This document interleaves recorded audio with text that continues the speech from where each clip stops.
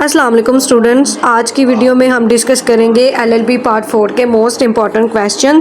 तो सबसे पहला क्वेश्चन हमारे पास लीज़ है। लीज़ बेसिकली क्या होता है कि लीज़ जो है ये एग्रीमेंट है, ठीक है। मतलब आप इसको कह सकते हैं कि पट्टे पे देना, किराए पे देना। एक पर्सन जो है ना वो अपनी प्रॉपर्टी दूसरे पर्सन को दे रहा है एज ए रेंट के तौर पे कि आप इसको यूज़ करें, ठीक है। और जो है ना उसके बेस पे उन्होंने राइट्स एंड ड्यूटीज़ डिक्लेयर की हैं। उन राइट्स एंड ड्यूटीज़ की बेस पे क्या होगा कि फर्दर जो है ना फ्यूचर में उस प्रॉपर्टी को वो क्या कर सकेंगे कि सेल कर सकेंगे, या उसका जो मुआहदा होगा ना वो पूरा होने पे वो उसको प्रॉपर्टी उसकी वापस कर देगा। ये होता है लीज एग्रीमेंट। लेसर वो पर्सन होता है जो अपनी प्रॉपर्टी को फर्दर ट्रांसफ़र करता है, और लेसी वो पर्सन होता है जिसको वो अपनी प्रॉपर्टी देता है फॉर स्पेसिफिक पर्पज़। मॉर्टगेज क्या होता है? मॉर्टगेज होता है गिरवी रखवाना, यानी अपनी प्रॉपर्टी को जो है वो फर्दर क्या कर रहा है, गिरवी रखवा रहा है, यानी अपनी प्रॉपर्टी जो है वो दूसरे पर्सन को दे रहा है। तो ये कंसेप्ट इसमें आता है, तो आपने इसको याद कर लेना है कि मॉर्टगेज जो है ना मतलब क्या है कि जैसे इसकी ना डिफरेंट काइंड है। यूज ऑफ फैक्ट्री मॉर्टगेज है, फिर कंडीशनल मॉर्टगेज है। मतलब इसमें क्या होता है कि एक स्पेसिफिक पर्पज़ के लिए एक पर्सन अपनी प्रॉपर्टी जो है वो दूसरे पर्सन के पास जो है वो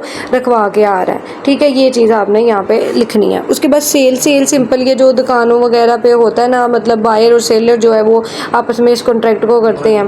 एक पर्सन जो है वो अपनी प्रॉपर्टी दूसरे पर्सन को मतलब क्या है कि चीज़ सेल कर रहा है, और उसके बदले में जो उनके खरीदो फरोख्त में जो राइट्स एंड ड्यूटीज़ डिक्लेयर होती है ना, वो चीज़ यहाँ पे आपने लिखनी है, ठीक है। ये चीज़ इसमें बताई गई है। आगे नेक्स्ट हम चलते हैं। नेक्स्ट हमारा कंसेप्ट आता है transfer for the benefit of unburn, यानी एक अनबर्न पर्सन के जो है ना वो राइट के लिए क्या प्रॉपर्टी उसके नाम ट्रांसफ़र की जाती है कि या नहीं की जाती। तो इस चीज़ को आपने जो है ना वो एलेबोरेट करना है इस क्वेश्चन में कि क्या उस प्रॉपर्टी को जो है अनबर्न पर्सन के नाम किया जा सकता है कि नहीं किया जा सकता।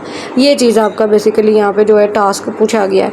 मज़ीद अगर आप देखें तो आपका नेक्स्ट क्वेश्चन बनता है ट्रांसफ़र बाय अनऑथोराइज्ड पर्सन, यानी क्या अनऑथोराइज्ड पर्सन को जो है वो प्रॉपर्टी ट्रांसफ़र की जा सकती है कि नहीं। तो ये चीज़ जो है ना यहाँ पे बताई गई है, तो आपने इसको जो है वो एलेबोरेट करना है अपने अल्फाज में।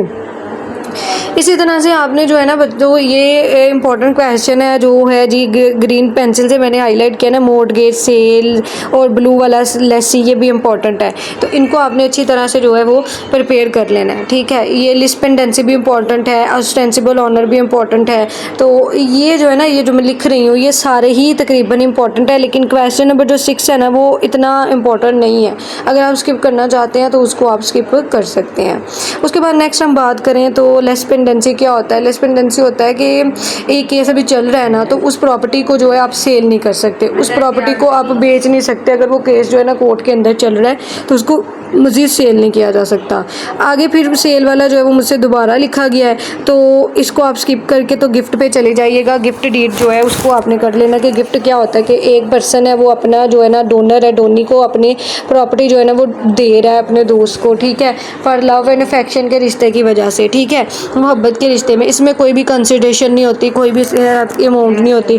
आपने इसके जो एसेंशियल है ना उनको बयान कर देना है, बस ये इसमें प्रोसीजर होता है। फर्दर आपका जो प्रोसीजर आएगा ना वो पार्ट 2 होगा, जिसमें से लैंड एक्विजिशन एक्ट होगा, और इसमें से 2 क्वेश्चन आपको आएंगे। लैंड एक्विजिशन एक्ट बेसिकली वो मतलब लॉ है जो कि हुकूमत की प्रॉपर्टी है ना, हुकूमत अपने कब्जे में तहवील में प्रॉपर्टी लेती है तो वो आ जाती है।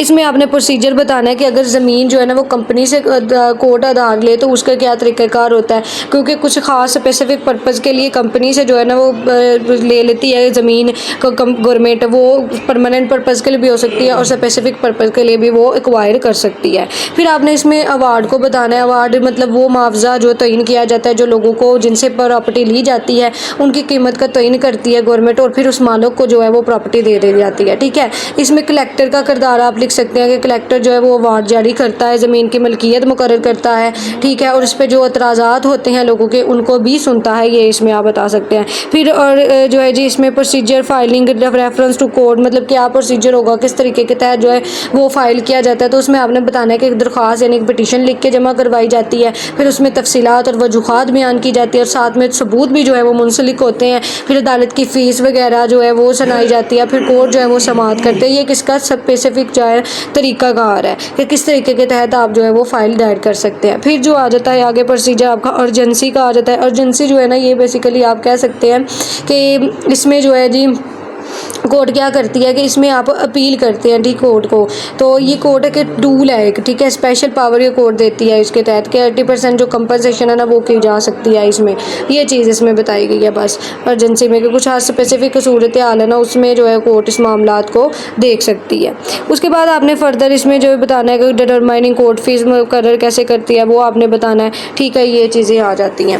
उसके बाद नेक्स्ट हम चलते हैं कि जो थर्ड पार्ट है वो रजिस्ट्रेशन एक्ट में से है, ठीक है, उसमें से आपको जो है वो क्वेश्चन आएंगे 2, ठीक है, उसमें से आपने क्या करना है कि एक क्वेश्चन को जो है वो अटैम्प्ट करना है।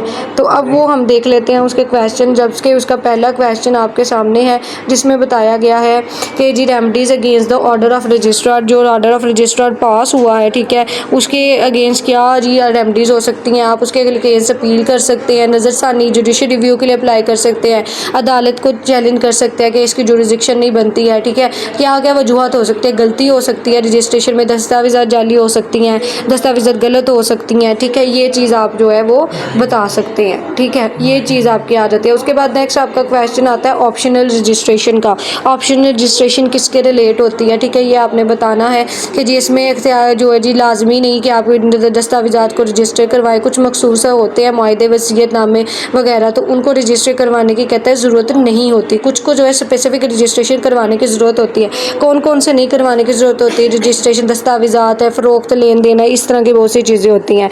फिर आपने फर्दर इसमें essential of registration of document यानी प्लेस कौन सी थी, जगह कौन सी थी, टाइम कौन सा था वो लिखना है।